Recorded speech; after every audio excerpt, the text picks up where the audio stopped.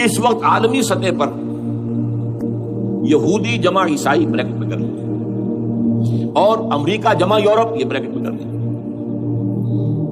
ان کا اندر معاملہ کیا ہے؟ اصل جو ہے اس میں پیچھے مائنڈ ہے، ماسٹر مائنڈ، سازشی ذہن، وہ یہود کا. باقی عیسائی اعلی کار بن گئے. جو 100% اعلی کار ہے یہود کا وہ پروٹیسٹنٹس ہے. پروٹیسٹنٹزم یہود ہی نے پیدا کرایا تھا. یہود ہی نے یورپ کے اندر سود کا رواج شروع کروایا، ورنہ سود حرام تھا. وہاں پر بھی یوزری بھی اور کمرشل انٹرسٹ بھی دونوں حرام تھے. یہ یہودیوں نے کروایا. اور پھر پہلا بینک بنوایا ہے انگلستان کے اندر، بینک آف انگلینڈ. اور جو پوپ کے خلاف بغاوت کرائی تو پہلی بغاوت ہوئی انگلستان کے اندر، جو چرچ آف انگلینڈ کا ہو گیا پوپ. اور اسی کو یہودیوں نے قرار دیا یہ ہمارا ماڈرن اسرائیل ہے. یہ اسرائیل ہمیں دیا ہے گاڈ نے، یہ جو ہے برطانیہ. اس کے کچھ عرصے کے بعد یہی جو ہے ایکسوڈس ہوا ہے اور وہ امریکہ میں جا کے آباد ہوئے. لہذا امریکہ کو بھی جیوز نے کہا ہے دس از اندر اسرائیل، یہ ہمارے اصل اسرائیل، ماڈرن اسرائیل یہ ہے. اس لیے کہ جو انہیں وہاں پر اقتدار حاصل ہوا ہے، جو قوت حاصل ہوئی ہے، جس قدر دولت انہوں نے وہاں جمع کی ہے، وہاں کے جس طریقے سے جکڑ لیا ہے حکومتوں کو، فرنگ کی رگے جہاں بن جائے یہود میں ہے. ٹھیک 100 سال پہلے علامہ اقبال یہ مشاہدہ کر کے آ گئے تھے یورپ. اور کون دیکھنے والا تھا کہ وہاں کیا ہو رہا ہے، بیہائنڈ دی سین کیا ہے، سامنے کیا ہے، پردے کے پیچھے کیا ہے. فرنگ کی رگے جہاں بن جائے یہود تھے. اس وقت فرنگ کا امام تھا برطانیہ. یہ وہ سلطنت تھی جس پر سورج کبھی غروب نہیں ہوتا تھا. آج وہ فرنگ کا امام امریکہ. یہ برطانیہ تو اب وہ جو ایک نظم ہے کہ بچپن میں پڑھی تھی، London bridge is going down going down going down, اس کی مثال ہے. برطانیہ کی کوئی حیثیت نہیں، ورلڈ پاور کی حیثیت نہیں ہے. وہ تو چھوٹا بھائی اس نے بنا رکھا امریکہ نے اپنا، تو اس حیثیت سے جو ہے اس کی کوئی حیثیت ہے، مطلب کوئی اور حیثیت نہیں. بہرحال ان دونوں میں یہ ہے کہ پیچھے ماسٹر مائنڈ، سازشی ذہن، پلاننگ، اسکیم ساری یہودیوں. اعلی کار امریکہ سب سے بڑھ کر، اس کے بعد برطانیہ ہے. اور اس میں اصل پروٹیسٹنٹس، ان میں بیپٹسٹ، ان میں اس سے بھی آگے بڑھ کر ایونجلسٹ، جن کو کہتے ہیں بورن اگین کرسچنس، جن کو کہتے ہیں نیو کنزرویٹو کرسچنس. یہ تمام اصطلاحات آپ اخبار میں پڑھتے ہوں گے، ان کو گروپ کریں. یہ اصل اعلی کار. ان کو ایک نیا نام دیا گیا ہے کرسچین زائنسٹ. ایک یہودی زائنسٹ ہے، سارے یہودی زائنسٹ نہیں ہیں، بہت سے یہودی ہیں جو یہ زائنسٹ کے مخالف ہیں. چنانچہ میری ہوسٹن میں ملاقات ہوئی تھی ڈاکٹر وشوکراٹ، بہت بڑا پروفیسر ایمیریٹس یہودی. لیکن یہ کہ اس نے کہا، پہلے اجتماع میں کہا، ہمارا اجلاس تھا وہاں پر، ہم نے یہ جو ہے بلایا تھا ایک یہودی، ایک عیسائی اور ایک مسلمان، تینوں جو ہے وہ تقریریں کریں. نے کہا تھا کہ وی آر ناٹ سپورٹنگ اسرائیل. اس نے وہ عیسائی جو آیا ہوا تھا پروفیسر، اس کے they are supporting Israel, we are not supporting Israel. اسی طرح میری جو ہوئی تھی round table conference, round table, اس میں ایک یہودی پروفیسر تھے، وہ ہسٹری کے پروفیسر، میں نام بھول رہا ہوں کا. انہوں نے کہا آئی ایم اینٹی زائنسٹ، میں زائن ان کے خلاف. تو زائنسٹ جو ہے اصل میں ایک سیکولر یہودیوں کی تحریک ہے، اور اس کے سب سے بڑے سپورٹرز کرسچین زائنسٹ وہ امریکہ میں بیٹھے. یہ ہے صورتحال.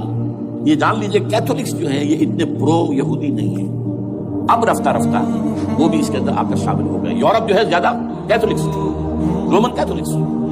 رومن کیتھولکس کا یہ بھی آپ نے جملہ پڑھ سنا ہوگا، یہ جو ترکی جو ہے ہمارا ملک، یہ جو کوشش کرتا رہتا ہے گھسنے کی یورپین یونین کے اندر.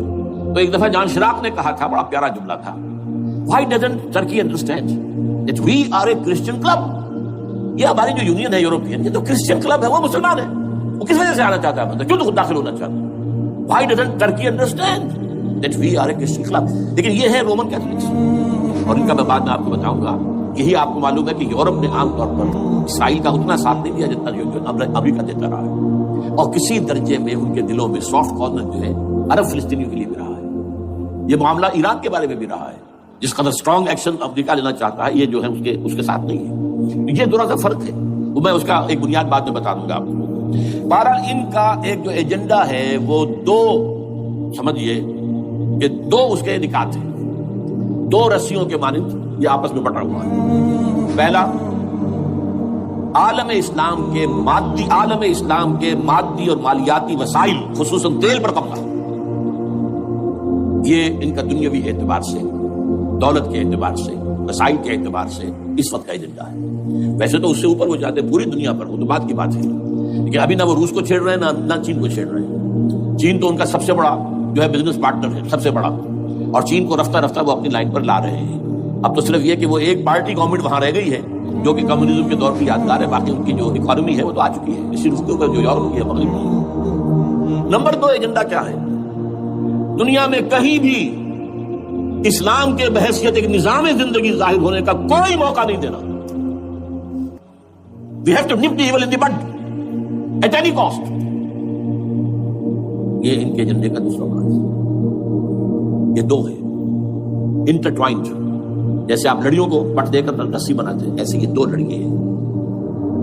اسلام کا پولیٹیکل سوشل اکنامک سسٹم کہیں نہ آ جائے, ہو نہ جائے آشکارا شر پیغمبر کا. یہ ابلیس نے کنکلوڈ کیا, مجھے ابلیس کی مجلس شورا ہے, ہو نہ جائے آشکارا شر پیغمبر. کہیں ایسا نہ ہو کہ پیغمبر کی شریعت دنیا کے سامنے آ جائے, پیغمبر کا نظام آ جائے.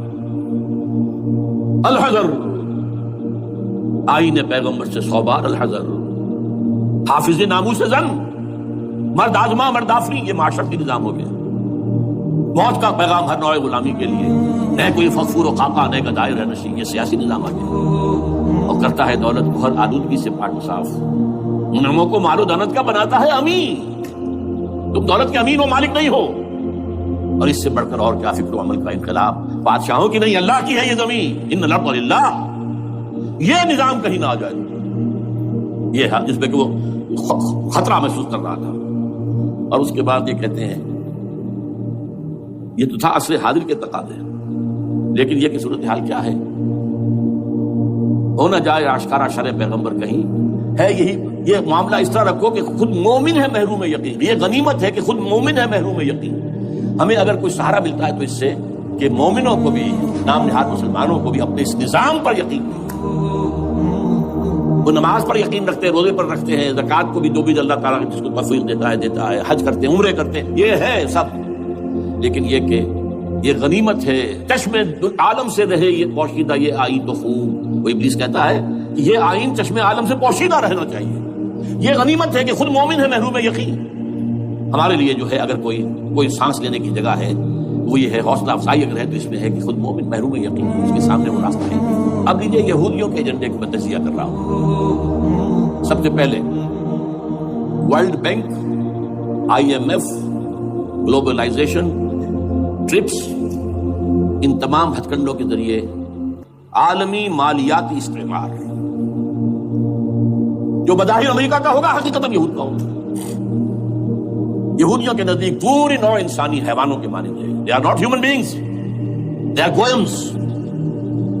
They are Gentiles. یہ انسانی شکل میں حیوان ہے. اور جیسے حیوانوں کو ایکسپلائٹ کرنا, استعمال کرنا انسانوں کا حق ہے. گھوڑے کو آپ باندھتے رہے ہیں نا ٹانگے کے آگے, اور بیلوں سے آپ ہل جتواتے رہے ہیں, تو جیسے یہ حق ہے ایسے ہمارا حق ہے پوری دنیا کی جو ہے وسائل ان کو کھینچے. ہاں جیسے گھوڑے اور بیل کو بھی کوئی نہ کوئی دانا تو ڈالنا پڑتا ہے, چارہ تو دینا پڑتا ہے, تو ان کو بھی کچھ دو. یہ پوری نوع انسانی ورکرز بن کر رہ جائے, حیوان بن جائے بالکل.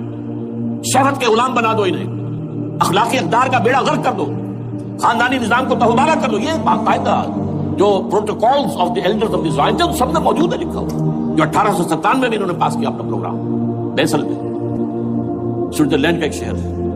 Protocols of the elders of the Zion. ان کو حیوان بنا دو, بس حیوانوں سے کام لیتے رہو.